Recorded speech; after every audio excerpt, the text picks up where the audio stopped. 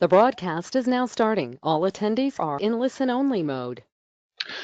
Hello and welcome everyone. My name is Nick Cortina and I'm very excited to bring you another Exago support lab. Today we're going to be talking about troubleshooting using the ExpressView designer. Now before I do go any farther, as some of you are probably already aware, I'd like to just check and confirm that everyone can see my screen all right and hear my voice coming through. So if we could just post a Y or a yes or really whatever you'd like in that questions pane, just let us know you can hear me and see my screen all right, just so we know that we're all set to keep going here. All right, perfect. And it looks like we're getting the yeses coming through in the questions pane there. So with that in mind, we'll be all set to get started. So today we're taking a look at ExpressView, and I'm going to talk a little bit about data discovery and what that means and how that's different from reporting. And then we're going to take a bit of a look at how that data discovery is going to relate to troubleshooting specifically, and what it is that makes the ExpressView designer so powerful, not just for things like canned reports and ad hoc reporting, but just for getting that initial insight into your data that can help you construct some of your more complex advanced reports. Now, after we do a little bit of discussion surrounding that topic, we'll take a look at some actual examples that I've mocked up in my environment. And with those examples, we'll see that I've tried to cherry pick a few that I've noticed are really some sort of initial pain points for folks, and things that, generally speaking, can be a little bit tougher to work around if you're not quite sure what to look for. So, ExpressView and data discovery. One of the things that we talk about, particularly as we start to show the ExpressView tool, and as some of you may have seen going through the demo process and working with client services, ExpressView is really the easiest way for us to access your data. And some of the key things to keep in mind there are we don't always need to actually build and construct a full report. We don't even need to save an ExpressView to be able to just interact with and see what that data looks like. Now, this can be really powerful, and it's a really useful thing for us to be able to, at any given arbitrary point during that report design process, take a step back and say, let me check and make sure that the data that I'm going to be interacting with is in the format that I expect. Understanding and knowing how to look for that data formatting and some of these key pieces of what that data is doing behind the scenes will empower us as report designers to make better decisions as we go through building more complex advanced reports, and just specifically looking at things like deep nested formulas or some of the other more advanced pieces of Exago. Now, as I start to talk about this concept of data discovery and using the ExpressView not necessarily for reporting, but just for looking at the data behind the scenes, some of you might be saying, well, hang on a second, isn't Exago a reporting tool? And to that, I would say it is, but it's not just reporting. While we can do ad hoc and canned reports with either the Advanced Report Designer or with the ExpressView, we can also use the ExpressView for this concept of data discovery, just to do some simple querying of the data source. Now, to that, some of you might be saying, well, hang on, we use ExpressViews for reporting. And just to be clear, that's absolutely fine. If you are using ExpressViews to satisfy your canned or ad hoc reporting needs, that's absolutely great, and there's nothing wrong with that. While we have one intended use for the ExpressView designer in data discovery, that's not at all to say that it can't be used for reporting as well. With that in mind, by virtue of attending today's lab, the expectation is that we're going to be taking a look at ExpressView from that data discovery side of things today, and really just honing in on how data discovery relates to troubleshooting and how that helps us as report designers. So with that in mind, we've got a couple examples that we're going to take a look at.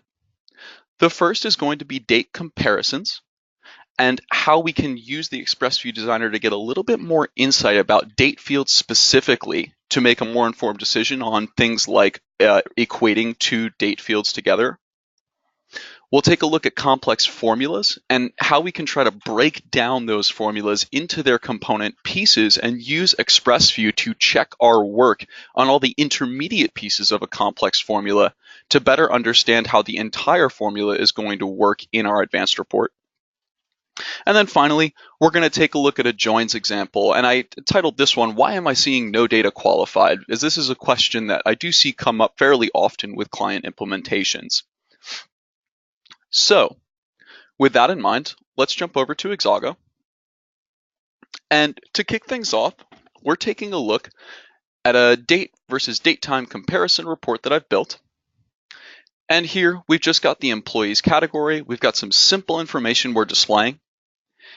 And before I talk about the content of the report, I would like to just highlight that I'm filtering this report to look for one specific employee ID.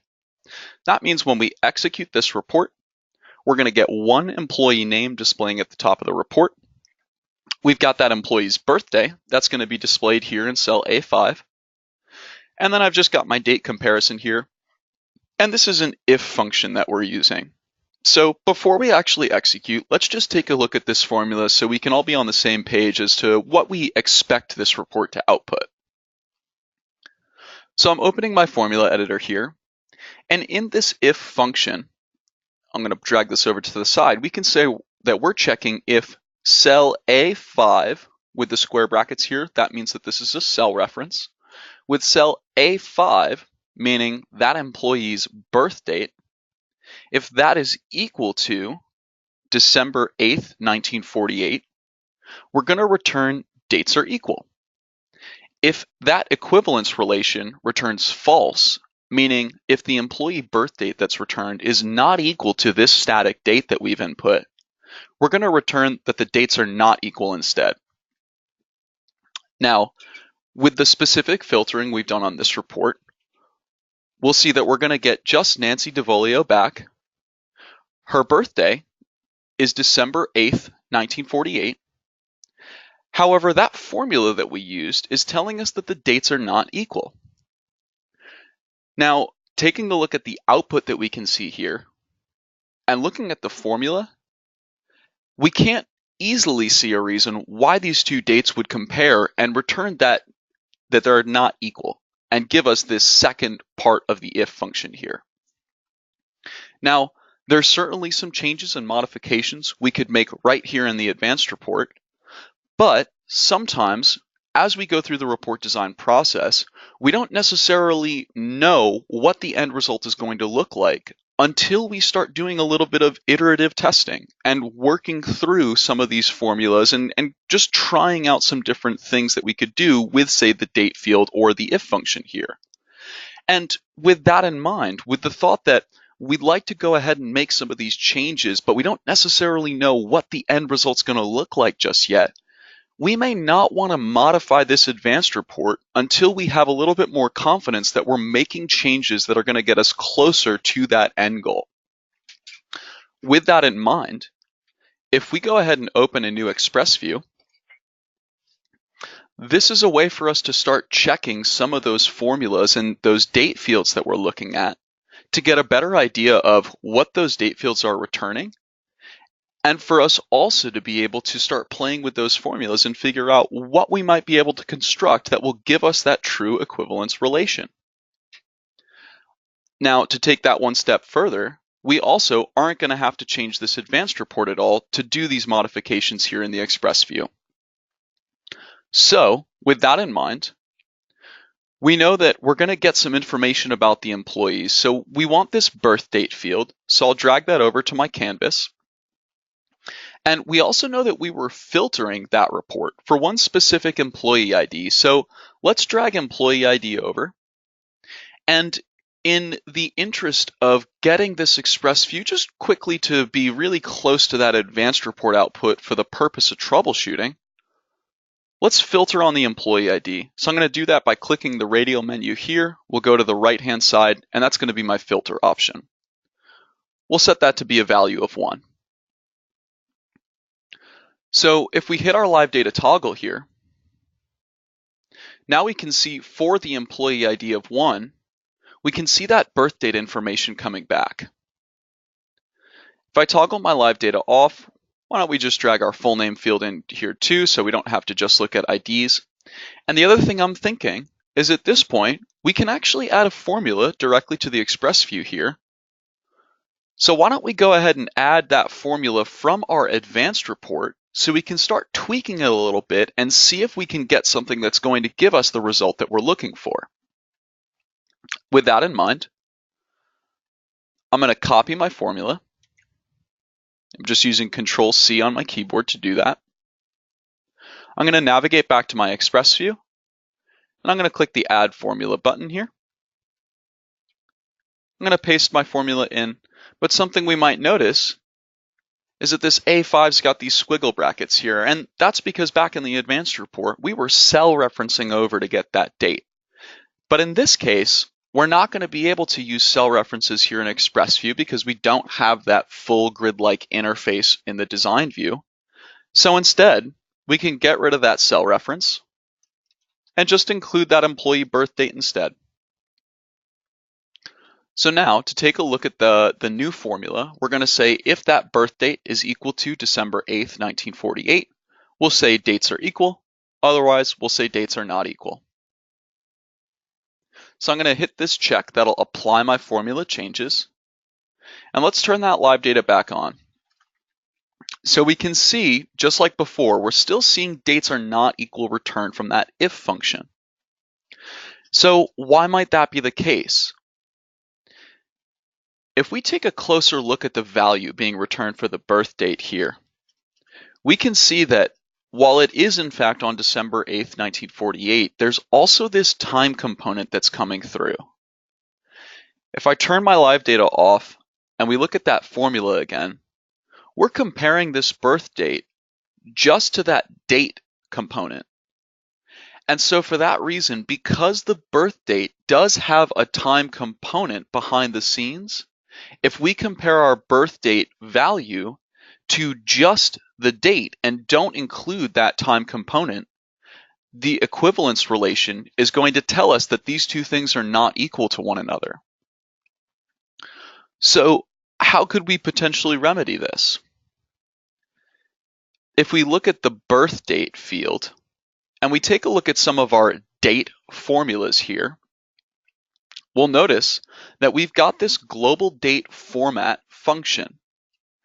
We can see that this is going to format a date value using the culture setting for dates. So if I go to my employee's birth date field and I apply the global date format function,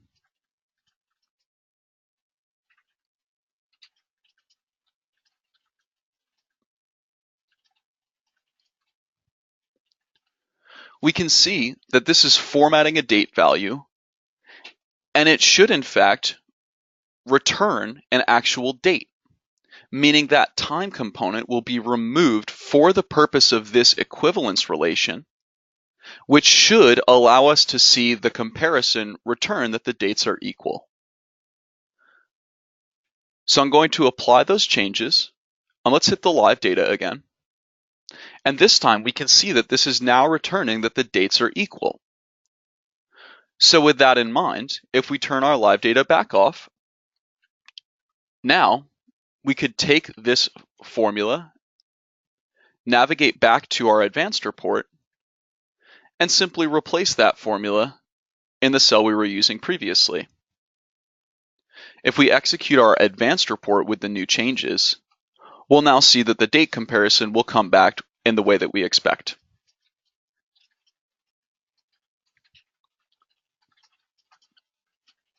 Now I want to pause there for just a moment and see if there's any questions. And I do notice that we have a question talking about the Exago software versions and whether or not you would see this Add Formula button here in the ExpressView. And so for additional context here, this Add Formula came to Exago in version 18.1. So unless you're on version 18.1 or greater, you won't have this formula, Add Formula icon in the ExpressView designer here.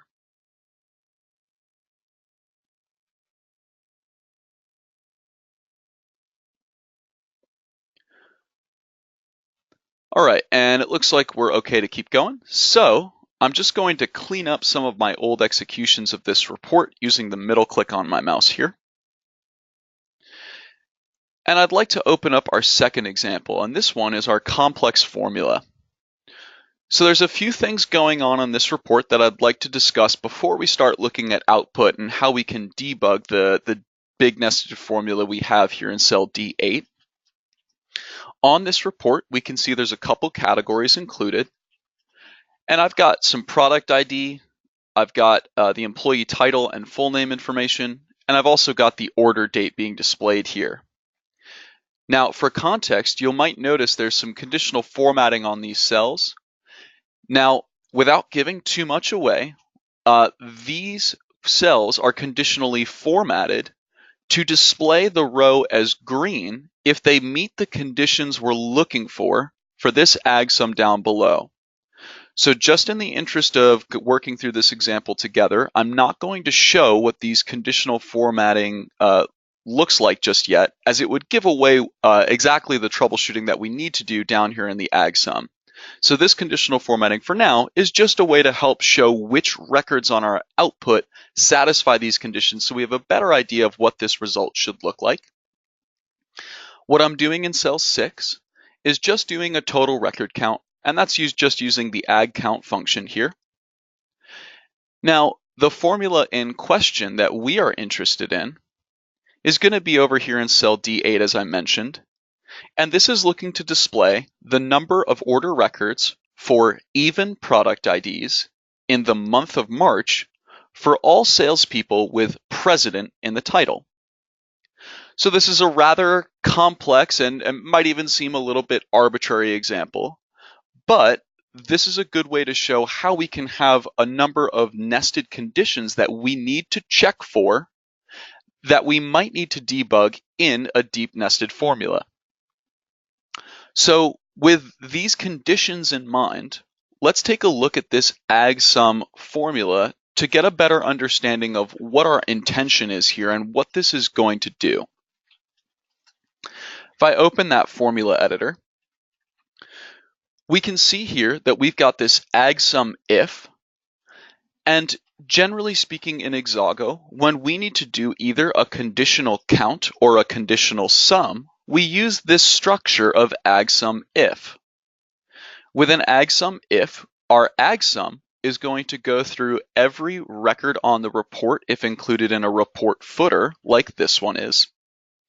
And for each record, it will evaluate the if that's included in the ag sum and add whatever the result of the if is to its total as we go through the ag sum.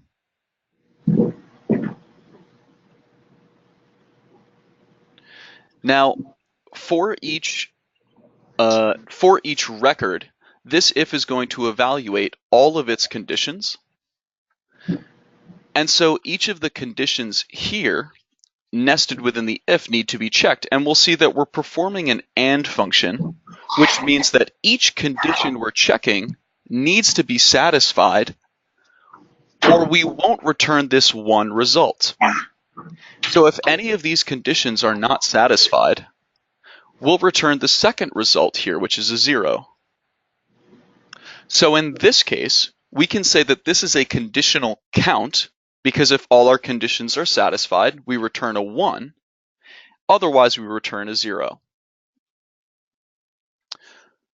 So in this case, with these items in mind, let's execute this report and see what that output looks like.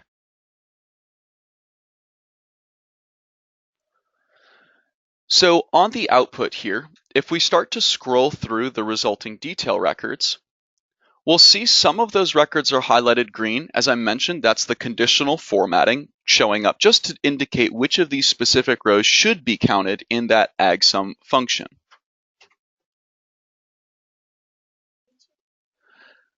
If we scroll through, we'll see a few different records being colored green.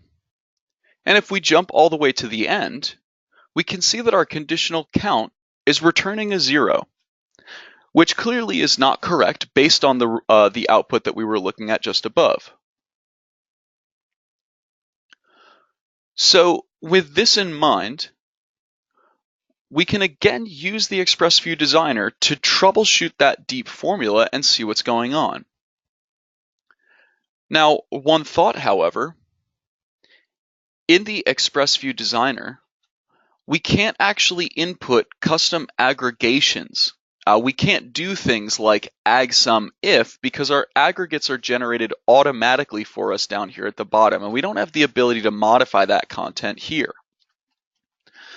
That said, with the knowledge that this conditional count is doing an agsumIf, and this if needs to evaluate for each record, we can instead just check the inner function, the if here, and check that against each resulting detail record.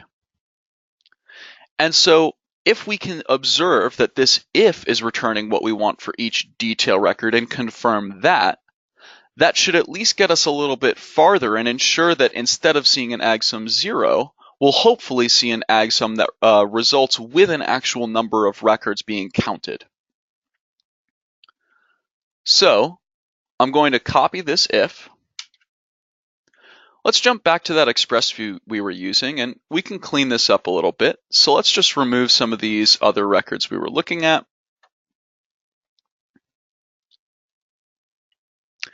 And we know that we want to take a look at product ID, title, full name, and order date. So let's drop those fields in. So we'll grab our full name again. I'm just going to double click some of these. We'll grab our title. We'll grab that product ID. And let's get the order date. So in this case, we know that this should return some information for us, but we'd still like to check that if. So let's go add a formula here. And I'm going to drop the if function here and hit my apply changes.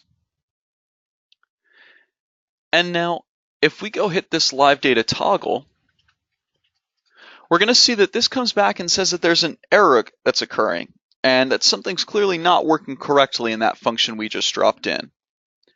Now, we can confirm that there's something wrong with just this function and not say our data or the configuration behind the scenes by removing that function and hitting the live data toggle and seeing some actual information come back.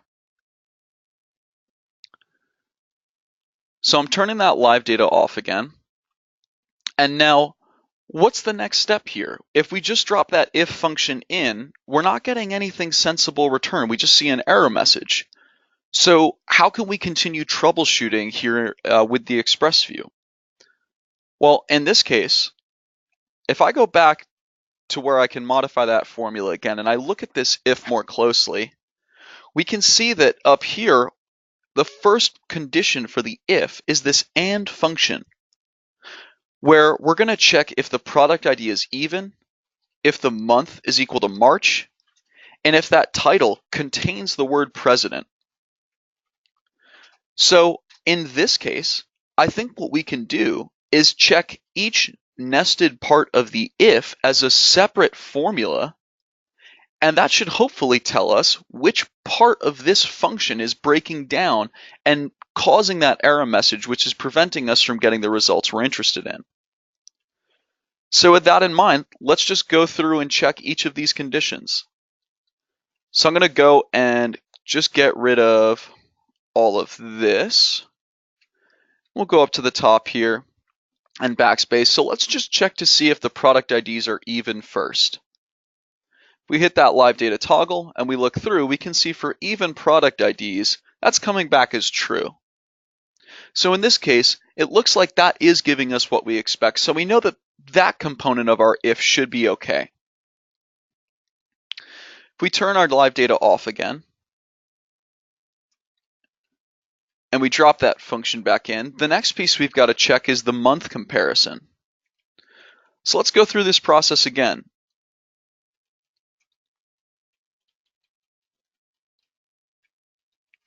I'm going to omit all other parts of the function because, again, in this case, we just want to check that month comparison.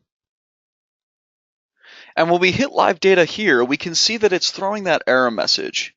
And so now that we know that that happens specifically when we add that month component, we know that there's something going on with this function call that we might need to change. If we take a look in here at the month function, we can see that this is expecting an input date, which is a formatted date string, date value, or date time value. Now, because this is expecting a date string, date value, or date time value, because we're saying order date equals March within the context of the function, and we can see that because as we highlight just inside the opening parenthesis here, that's highlighting this closing parenthesis, which indicates that the function call starts here and is ending here. We can see that it looks like we're giving the month function too much information here. We shouldn't be giving it a comparison equal to March. We should just be supplying this order date. So with that in mind, let's get rid of that. And let's switch our comparison here.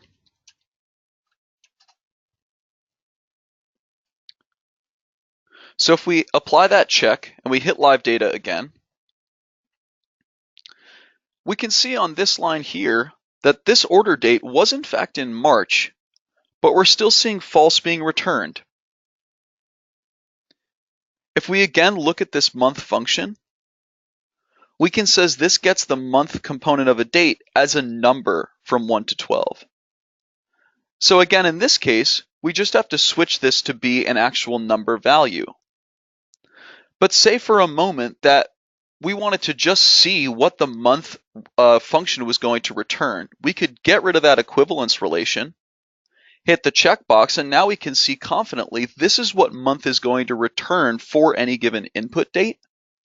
And as such, since we can see that for March it returns a 3, we can make a more informed decision to say, well, all right, if what I need to check is that this order date was in fact in March, I should be checking that the month of the order date is equal to 3.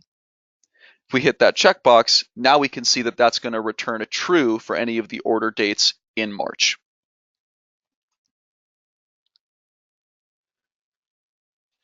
If we go back in here, we can now go ahead and check that last piece of the if, where we're comparing to see if the title contains the word president.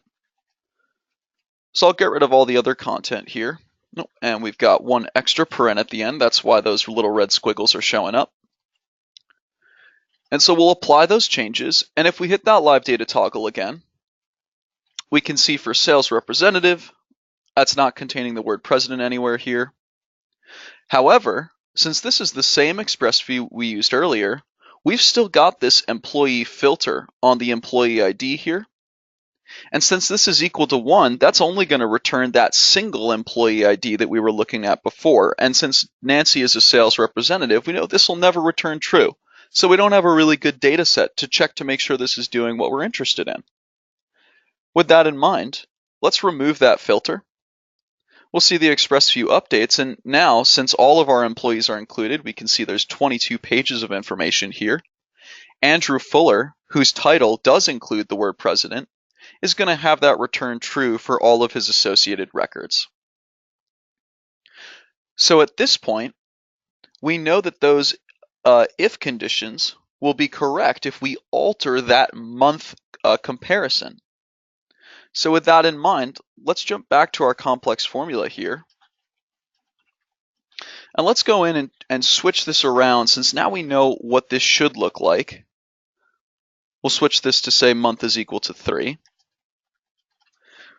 I like to just jump to the end here to check and make sure that all of our parentheses are still lining up the way that they should. And if we can see that our first opening lines up with our last closing, that's generally a good quick check to make sure that none of the modifications we've made are affecting us negatively. If we hit OK here and we execute again, we can jump all the way to the end to see that we will now in fact get that correct total that we were interested in previously. And just for some additional clarity, to take a look at that conditional formatting, this is how we were checking to evaluate those conditions. So we can see that this AND that we were using to check those conditions is going to look now identical to that AND function we were using inside of the if in the AgSum if down in the report footer. So I'm going to pause there for a moment, just make sure we're doing okay on questions. All right, and it looks like we're okay to keep going. So I'm going to close out some of my old executions here.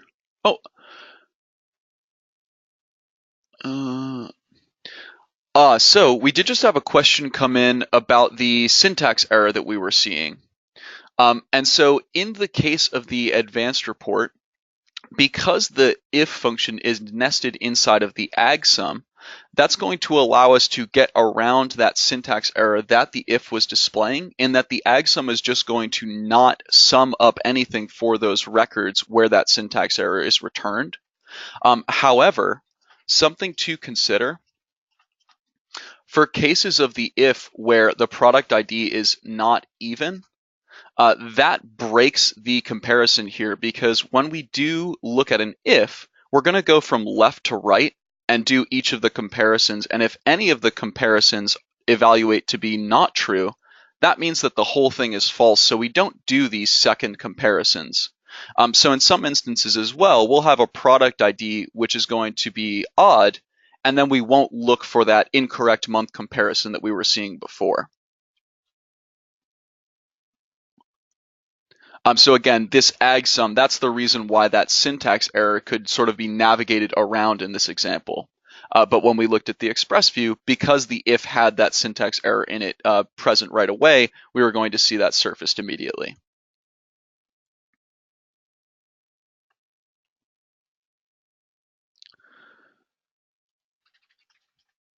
All right, so it looks like we're doing okay on questions. So let's take a look at our last example. And this one is really related to joins and how they can cause a no data qualified message to appear. And you might be thinking, well, hang on a second, didn't we have 2 joins labs already? And on that note, you're absolutely right, we did. I would certainly encourage you to check those out if you would like some more information on joins. We are going to touch on how we can modify joins in the Advanced Report Designer here. Again, if you want more info there, we have recorded labs on that topic. But in this case, I want to take a look at specifically how improper join setup can cause no data qualified, and how we as the end user can use ExpressView to confirm that something is in fact going on with the join relationship between 2 objects, and then what that next step should be once we arrive at that conclusion. So with that in mind, I've got this report here that's just showing some basic employee ID and full name information, with order ID and order date being displayed. So as you may have noticed, we've really leveraged employees and orders on a lot of the different reports we've been looking at today. And because we keep getting decent output back, I think it's reasonable for us to say that the default join we're using here should be okay between employees and orders. We should be able to confidently say that we should get data back here. Now, again, for additional clarity, I'd like to show the filters I'm using on this report. We can see here I've got a prompting filter on the employee ID. I've actually selected values 1 through 9 here, but we could change that when we execute if we'd like. But again, I'd just like to show that there's no filtering or anything else going on that might exclude information that we should be seeing on this report. So with that in mind, let's execute this report. We'll see that prompting filter as I described. And let's just leave all those values included here so we can ensure that we should get a nice big data set back on the resulting output.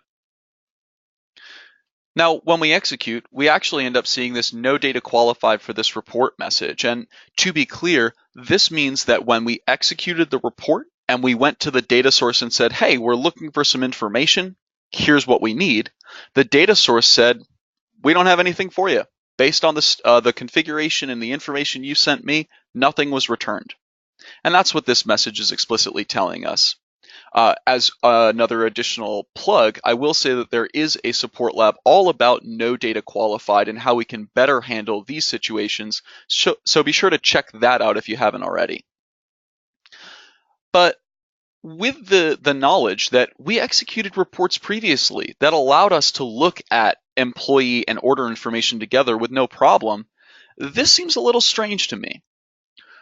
So again, with this no data qualified in mind, how can we go and use ExpressView to confirm that, yes, this does seem like a join relationship issue? If we navigate to that ExpressView we've been using, I'm just going to drag out some of these items here. If I were to go and say, well, let's grab some employee data. We'll take, say, some full names here. We'll grab the employee ID. And let's filter it to be the same set of filters we were using on that advanced report. So I'll say is one of, I'm going to hit my drop down, and I'm just going to check all of these values here.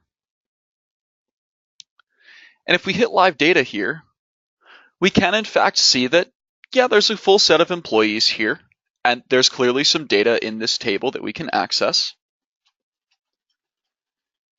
If we remove these values, and I'm going to get rid of this filter as well, and if I go into orders, and I were to say take order ID, order date, and let's grab employee ID here as well, because if we look at these two tables, we can see their lists of fields.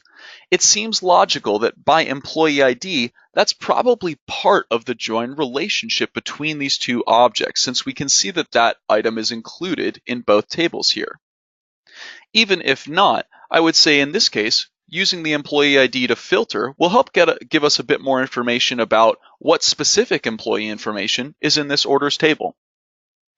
So with that in mind, let's add a filter, and this time it's on the orders employee ID field. And again, in this case, it's actually important that I'm only referencing the information from orders, because this will allow me to see what the raw data looks like just coming from orders.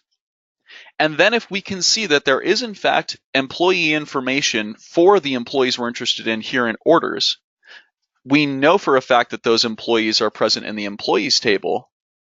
If we confirm that here, that switching this filter to is one of, hitting this drop down and selecting all those same employee IDs we looked at before.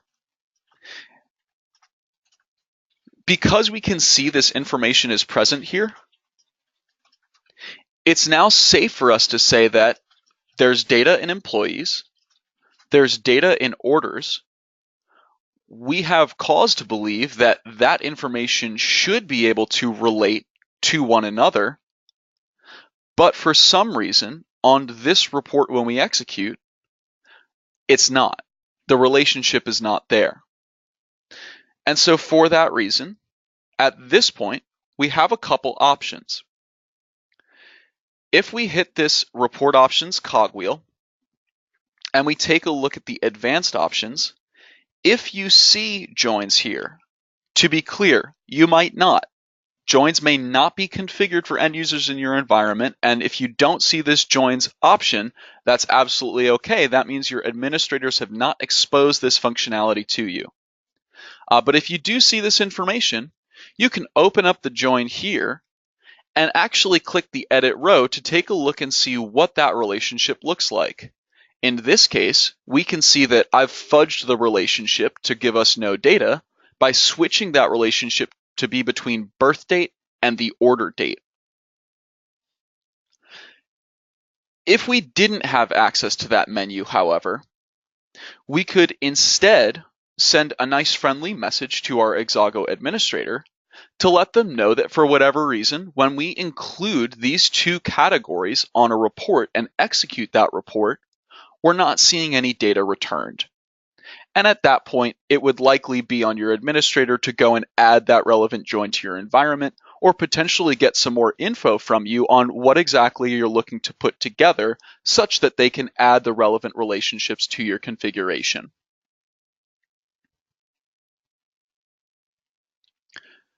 And just to reiterate, when we do take a look at this advanced joins menu here, we did just do 2 labs last month on using joins from the end user perspective as well as from the admin perspective. So if looking at this window is a little bit foreign to you, but you would like some more information, be sure to check out the recorded labs on those topics.